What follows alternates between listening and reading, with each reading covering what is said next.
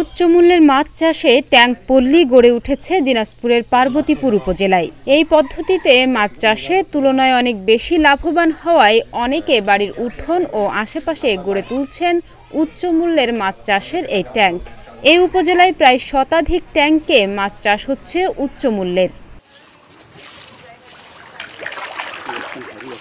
সম্পূর্ণ আধুনিক প্রযুক্তি নির্ভর এই ট্যাঙ্ক পদ্ধতিতে চলছে উচ্চ মূল্যের মাছ চাষ। এমন দৃশ্যের দেখা মিলবে দিনাজপুরের পার্বতীপুর উপজেলার ভবের বাজার, হৈবতপুর, যশোয় মোড় সহ বেশ কিছু এলাকায় অনেকে নতুন ট্যাঙ্ক গড়ে তুলছেন, করছেন উচ্চ মূল্যের মাছ চাষ। এসব ট্যাঙ্কে তেলাপিয়া, শিং, মাগুর ও পাবদা সহ বিভিন্ন প্রজাতির মাছ চাষ করছেন চাষিরা। ট্যাঙ্কে মাছ চাষের অনেক সুবিধা। এই ট্যাঙ্কে মাছ চাষ করলে আপনার পুকুরের চেয়ে খরচ অনেক কম এবং এখান থেকে সহজেই ধরা যায় বা সহজেই উঠানো যায়। ট্যাঙ্কে মাছ চাষ করে আমি অনেক লাভজনক করি। বছরে 40-50 হাজার টাকা খাওয়া দাওয়ার পরেও টেকে। আমি ট্যাঙ্কে আপনার গত 2 বছর যাবত আমি হারভেস্ট করতেছি। এটা আমার ফার্স্ট আপনার শিং করা। এটা আমার 45 দিন।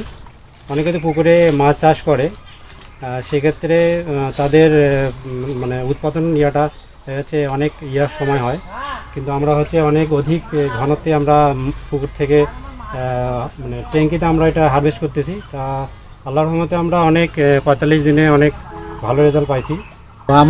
আমি চিন্তা করছিলাম যে ট্যাঙ্কে কীরকম মাছ হয়, আমি যতটা ধারণা করি নাই, কিন্তু এখন দেখছি ট্যাঙ্কে সুন্দরভাবে আমরা চাষ করতে পারি। ছোট সংসারের জন্য খাওয়া যায়, বিক্রিও করা যায়, বেশ তাতে একটা লাভজনক। প্রচুর শিং, মাগুর, তেলাপিয়া মাছ তাড়াতাড়ি বড় হয়, 2-3 মাসের ভিতর প্রচুর পরিমাণে লাভ হয়। আমি এখানে প্রায় 5টা ট্যাঙ্ক আছে আমার, 3টা 10,000 লিটার, 2টা বড় আছে। এই 5টা ট্যাঙ্কে মিনিমাম এগুলো ট্যাঙ্কে 3,500 করে দেওয়া আছে, ওটাতে বেশি দেওয়া আছে 30,000 জন্য 10,000 করে দেওয়া আছে। এই 2টাতে আপনার তেলাপিয়া দেওয়া আছে, ওই সাইডে একটা ট্যাঙ্ক আছে ওখানে গলদা চিংড়ি, আর আপনার ওই 2টাতে আছে ভিয়েতনামি কই, আর একটাতে আছে গুলশা। মোটামুটি আলাদা ভালো বেনিফিট আছে। বছর শেষে আপনার 4-5 লাখ টাকা অনায়াসে থাকে যায় খরচ বাদ দিয়ে। এছাড়া দেশীয় মাছের সাথে সাথে অ্যাকুয়ারিয়াম ফিশ অর্থাৎ রঙিন মাছও ট্যাঙ্কে চাষ করছেন অনেকে। রঙিন জাতের মাছের মধ্যে রয়েছে অ্যারেন্ডা গোল্ডফিশ, কমেট, কাইবার্প, fighter, guppy, black molly, white molly, golden Moli.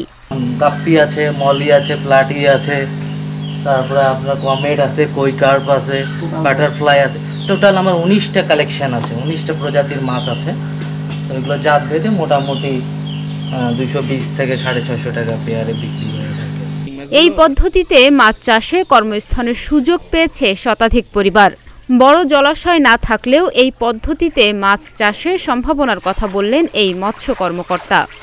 ছোট ছোট যে আমাদের কৃষক আছেন যাদের সাধারণত পুকুর নাই, সাধারণত বড় পুকুর নাই মাছ চাষের জন্য, তারা এই ট্যাঙ্কে মাছ চাষটা আমরা গ্রহণ করছেন এবং এতে করে আমাদের এই পার্বতীপুরে প্রায় 1000-এর অধিক মানুষের কর্মসংস্থান হয়েছে এবং তাদের এই কার্যক্রম আরও অব্যাহত থাকবে। আরও বেশি পরিমাণ মানুষ এইগুলো ট্যাঙ্কগুলো দেখা দেখি তারা আরও বেশি করে ট্যাঙ্ক স্থাপন করবে এবং মাছ চাষের সাথে সম্পৃক্ত হবে।